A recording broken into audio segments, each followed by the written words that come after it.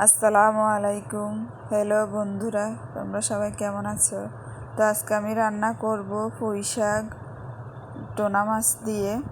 শাকগুলো কেটে ধুয়ে নিলাম। আমি ডাঁটাগুলো আলাদা রাখলাম, শাকের পাতাগুলো আলাদা রাখলাম। কালো ডাঁটাগুলো অনেক দেরিতে সেদ্ধ হয়, তাই আমি আগে দিয়ে দেব। এদিক দিয়ে আমি পেঁয়াজ, কাঁচামরিচ, আলু কেটে নিলাম। শিমের বিচি ধুয়ে ভিজিয়ে রাখলাম। মাছের টোনা নিয়ে নিলাম। পাতিলে তেল গরম করে আমি পেঁয়াজ কুচি, কাঁচামরিচ কুচি দিয়ে দিলাম। তেলের মধ্যে একটু নেড়ে চেড়ে একটু রসুন বাটা দিয়ে দিলাম। 2 চামচ হলুদের গুঁড়া, 1 চামচ মরিচের গুঁড়া, 2 চামচ জিরে ধনের গুঁড়া, 1 চামচ মিক্স মশলা দিয়ে দিলাম। স্বাদ মতো লবণ দিয়ে ভালোভাবে মশলাগুলো নেড়ে চেড়ে আমি কষিয়ে নিতেছি।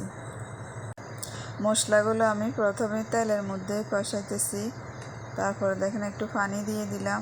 দেওয়ার পরে আমার মশলাগুলো আরও ভালোভাবে কষানো হইতেছে। তারপরে ওই কষানো মশলাতে আমি আলুগুলো দিয়ে দিতেছি যেন তাড়াতাড়ি সেদ্ধ হয়।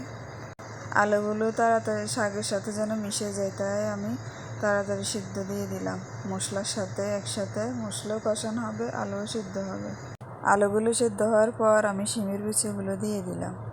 তাড়াতাড়ি শিমের বিচিগুলো যেন সেদ্ধ হয়ে যায়, তাই আমি আলুর সাথে মশলার সাথে শিমের বিচিগুলো তাড়াতাড়ি সিদ্ধ করে নিতেছি। তা সিদ্ধ হওয়ার পর আমি টোনাগুলো দিয়ে দিলাম। আগে থেকে ঢেলে রাখলাম বাটির মধ্যে। টোনাগুলো দিয়ে সবগুলো একসাথে মিশিয়ে আমি সেদ্ধ করে নিতেছি। দেখেন আমার আলুগুলো মশলার সাথে একদম মিশে গেছে, বোঝাই যাইতেছে না। তো আমার সবগুলো কষানো সিদ্ধ শেষ। আমি তারপরে ডাঁটাগুলো দিয়ে দিতেছি। আমি সবগুলো অল্প একটু পানির মধ্যে কষাইতেছি, কারণ অল্প একটু পানি দিয়ে কষাইলে সব ধরনের গন্ধটা চলে যায় মশলার। তো দেখেন আমার ডাঁটাগুলো সিদ্ধ হয়ে গেছে, কালারটা অনেক সুন্দর আসছে। সেদ্ধ হওয়ার পরে আমি শাকের পাতাগুলো দিয়ে দিতেছি। দেখেন আমি আস্তে আস্তে সবগুলো শাকের পাতা দিয়ে দিতেছি পাতিলের মধ্যে। দেখেন আমি ডাঁটার সাথে শাকগুলো মিশিয়ে নিলাম। তারপর আমি এদিক দিয়ে রসুনের বাগার তৈরি করে শাকের মধ্যে ঢেলে দিলাম। তো দেখেন আমি শাক হয়ে আসছে, আমি রসুনের বাগারটা ঢেলে দিলাম।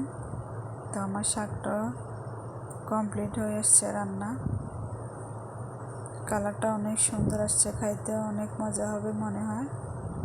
তো আমার ভিডিওটি যদি ভালো লেগে থাকে লাইক, কমেন্ট, শেয়ার, সাবস্ক্রাইব করে পাশে থাকবেন।